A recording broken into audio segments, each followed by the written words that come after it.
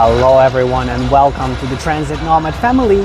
City transit cost difference in Sofia, Bulgaria versus Brussels, Belgium. That's what we're gonna talk about in this video. But before we get started, I'd like to let you know that as an active traveler and business owner with experience, I might be able to assist you with trip planning, life coaching, and business consulting, with all the details available at buymeacoffee.com/transitnomad or through the link in the video description below.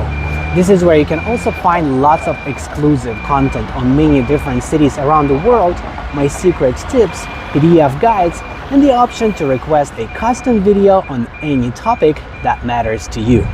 With that being said, let's begin discussing Sofia transit pricing and comparing it with the cost of public transportation in Belgium and Brussels in particular, because that is what I was staying for the most part of my trip.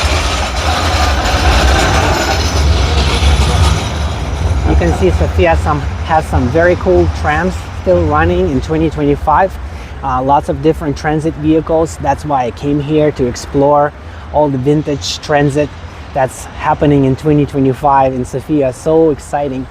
But speaking of the cost, let's begin talking about the airport ride. When I was leaving Belgium, I was staying just a little bit outside of the Brussels area near a station called Vilvoorde. And I was heading to the airport, which was also located just outside of Brussels on the other side of town. And it was about an hour and 15 minutes or an hour and 25 minutes or something like that of riding transit.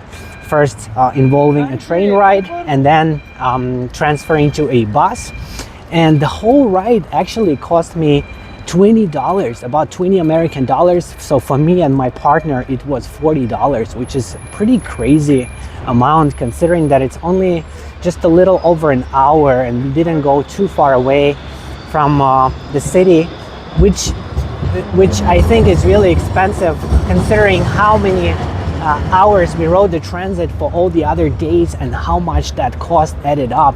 Public transportation in Belgium starts at only €3 for a single ride for one person, and it goes up if you go outside of the city center.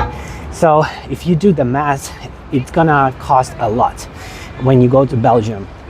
Now in Sofia, Bulgaria, when we arrived, we took a bus from the airport to the place where we are staying, and it cost us, believe it or not, only $1 per person. So about 2 American dollars to get from the airport to our Airbnb.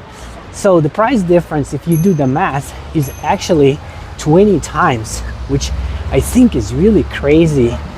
I know that Eastern Europe is less expensive and the economy is different and the currency exchange rate and all of that, but it's probably half the price for most things when it comes to accommodation or food. Maybe 1/3 of the price you would pay in Sofia compared to what you would pay in Brussels. But in this case, the difference is 20 times. Yeah, I know it's a shorter ride, but still 20 times is a pretty substantial amount. Also, if you are using public transportation in Belgium, if you are riding it all day, the price for an unlimited ride would cost about €8 for just the city center, and it would go up based on the distance. In Sofia, it's only about 2 American dollars or €2 to ride transit as much as you want. That includes buses, trolley buses, trams, metro, subway, you name it. So the price difference is huge. And also in Belgium, you have to download the app if you want to ride trains and in addition to buses and trams. And that app requires for you to know which transit agency you're about to use and knowing their logos, and also knowing how to choose the right option, the right pass for the right zone, which takes a little bit of time to figure all of that out. And it's a little bit complicated if you're not familiar. So it's not very user-friendly. You can still tap your credit card on trams and buses, but you can't tap it on trains. And train travel is a big thing in and around Brussels and in Belgium in general. So you kind of have to use that app. And because you can't tap with credit cards, it makes it more complicated, because if you are using just the app and you tap it on trains, then you try to use the same app to pay for transit when you are inside a bus or a tram. And I've asked the drivers to help me figure out how to tap it. There's no way to tap it on the bus or a tram, and they don't know if it's valid or it's not valid. It shows that it's valid on the smartphone, but it's kind of a gray area. It wasn't very clear to me how to combine paying for the trains and the buses and the trams. So in addition to the high cost, it was also not very convenient. Now, when it comes to Sofia, Bulgaria, it's a lot more straightforward. You don't need to download or install any apps or buy any passes because the price is the same. In Belgium, if you're buying 10 tickets ahead of time, you get a discount, which is a pretty substantial amount. If you're paying for multiple people, it kind of makes sense to do that if you're going to use transit a lot. But in Sofia, it makes no difference.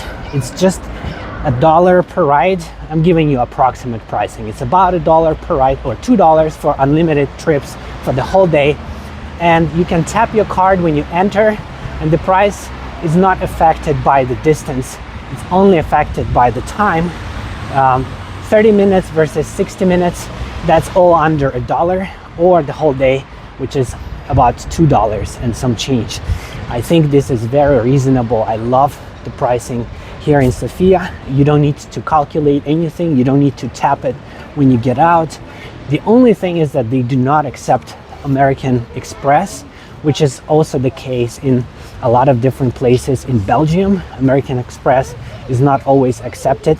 So make sure you travel with a backup card, such as a Visa or a MasterCard or something that is more commonly accepted in some countries. Keep that in mind. Paying with a Visa and a MasterCard is not a problem in Sofia. It was also not a problem in Brussels or anywhere else in Belgium. But Amex, American Express, that can be a problem. With that being said, I believe I've covered it all, and I want to ask you if you happen to know why there is such a big price difference. Because I understand, okay, Belgium could be twice more expensive, okay, 3 times more expensive, but in this case we are talking about the average of about 4, 5, 6 times difference how much extra you have to pay for public transportation. So why is it so much cheaper in Europe? Please let me know in the comment section below. Why is it so much cheaper in Eastern Europe, in Sofia and in other Eastern European countries? I noticed that the service is about the same.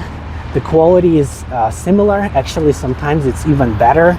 The frequencies are higher, so you don't have to wait for your tram or your bus for so long. And most of the trams and buses are new and air conditioned and high floor.